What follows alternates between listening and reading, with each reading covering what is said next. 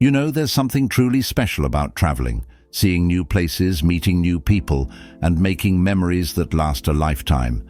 And age? Well, it's just a number. Whether you're dreaming of a relaxing beach getaway, a scenic road trip, or even an overseas adventure, the joy of travel doesn't have to fade just because we've hit our 60s, 70s, or beyond. But let's be honest, traveling does change a little as we get older.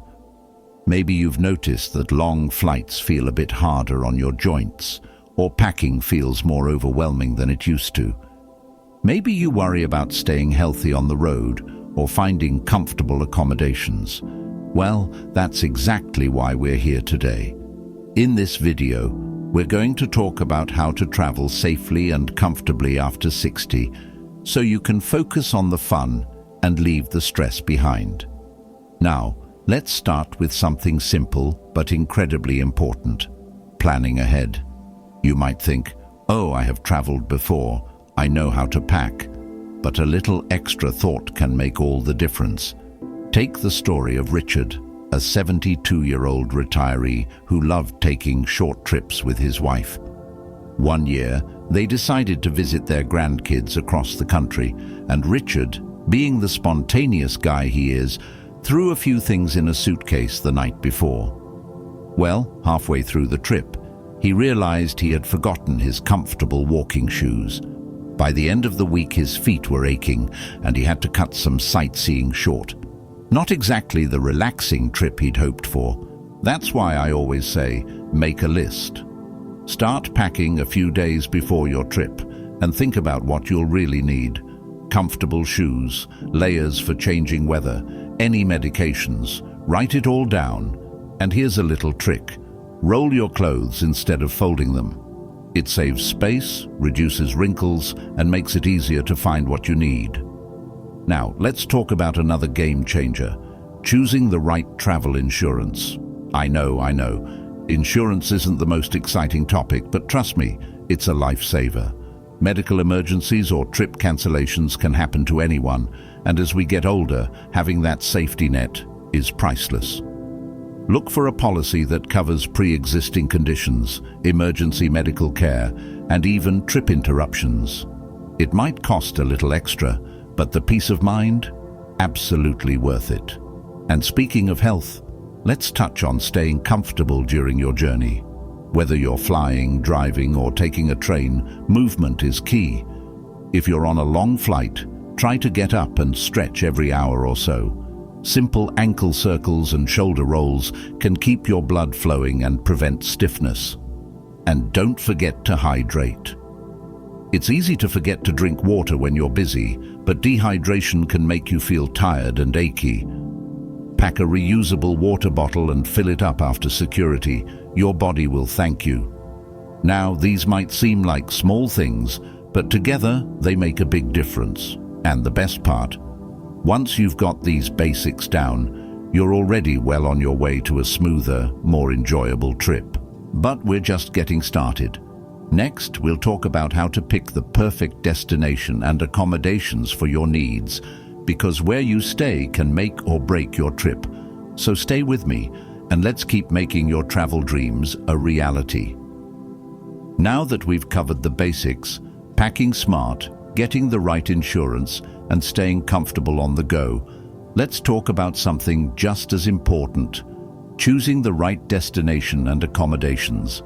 Because let's face it, not every trip is created equal, especially when we want to balance adventure with comfort. Take Lily, for example.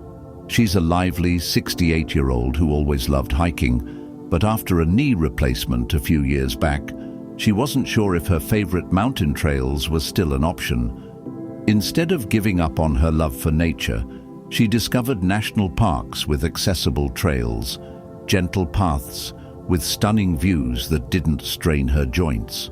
She even found guided tours specifically designed for seniors, where the pace was relaxed and the guides knew all the best spots to rest. Lily told me, "I thought my exploring days were over, but I was wrong. I just had to adjust my route." That's the key, finding destinations that match your energy and mobility. If long flights are tough, consider a scenic train ride or a river cruise where you can unpack once and let the scenery come to you. Cities with good public transportation can be a lifesaver too. No need to rent a car or walk miles to see the sights. And if you're dreaming of Europe, maybe skip the bustling crowds of Paris in July and opt for the quieter charm of Portugal's coastal towns in the fall. Before we proceed to the next point, I would like to take a moment to thank you for watching.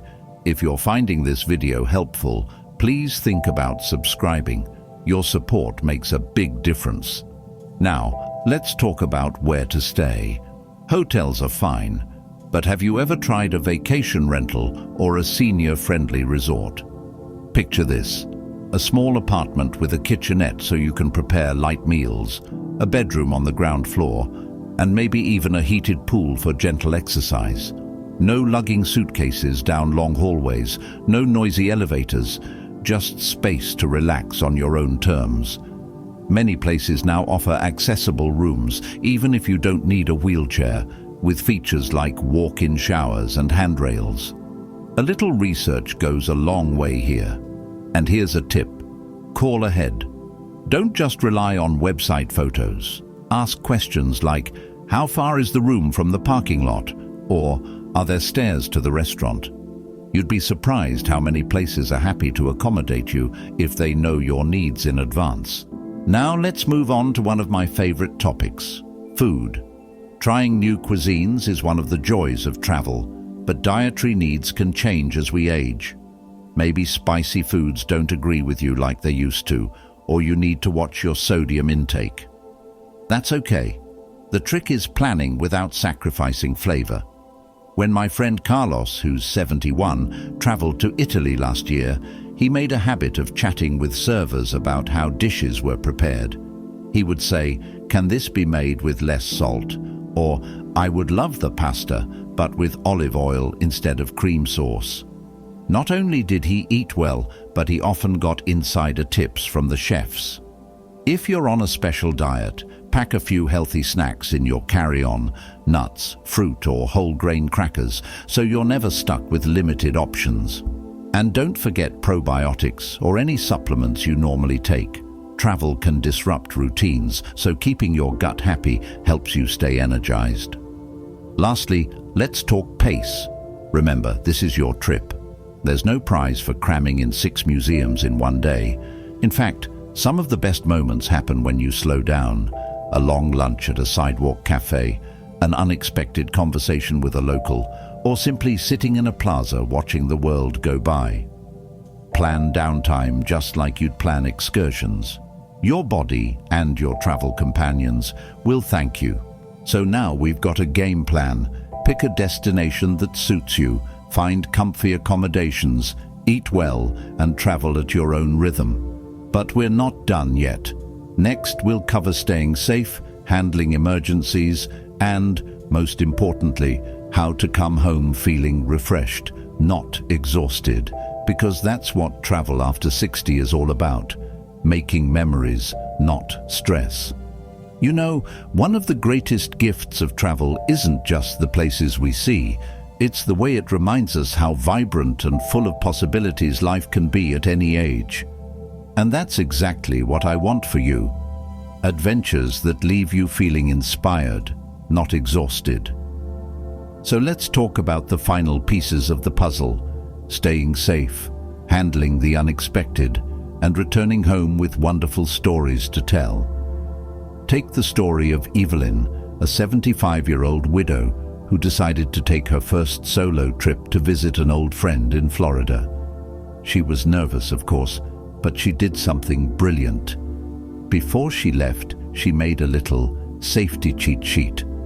On it, she wrote down emergency contacts, her doctor's phone number, and even the address of a nearby urgent care clinic at her destination. She also packed a small first aid kit with basics like band-aids, pain relievers, and her medications, labeled clearly in case someone else needed to assist her. Halfway through her trip, she tripped on a curb and scraped her knee. Thanks to her preparation, she was able to clean and bandage it right away without panicking. It was just a little stumble, she told me later, but having what I needed made me feel confident instead of scared. That's the mindset we want. Prepared, not paranoid. Here's how you can do the same. First, always carry a list of your medications and any allergies in your wallet and on your phone. If you're traveling abroad, translate key phrases like "I need a doctor" or "I'm allergic to penicillin" into the local language. Apps like Google Translate can be a lifesaver here. And if you're going somewhere remote, consider renting a satellite phone or carrying a portable charger for your cell phone. Now, let's talk about money. Scams can happen anywhere, but a few simple habits will keep you protected. Use a credit card with no foreign transaction fees.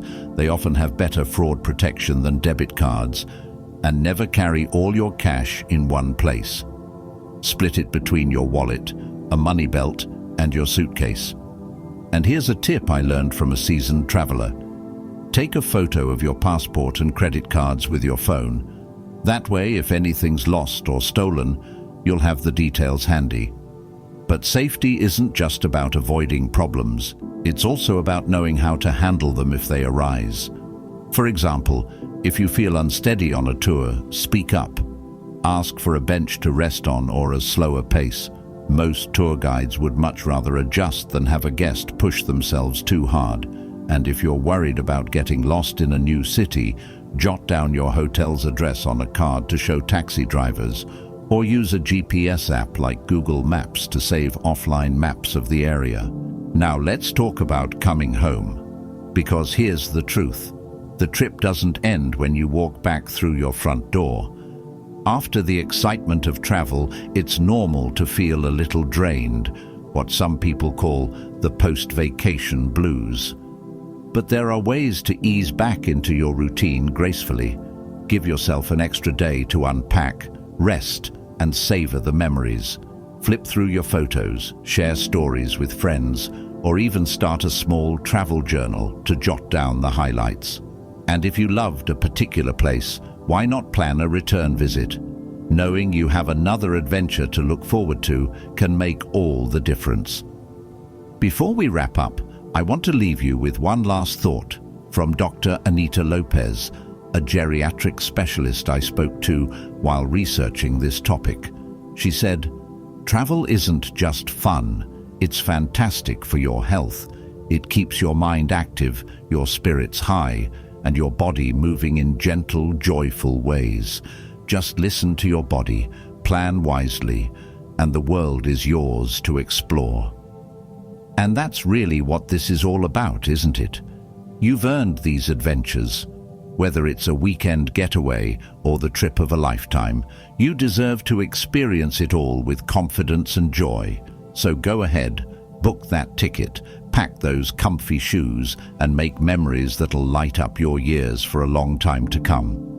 If this video inspired you, I'd love to hear your travel stories in the comments below. Where are you dreaming of going next? And if you found these tips helpful, don't forget to like this video and subscribe for more advice on living your best life after 60. Until next time, happy travels. And remember, the world is waiting for you.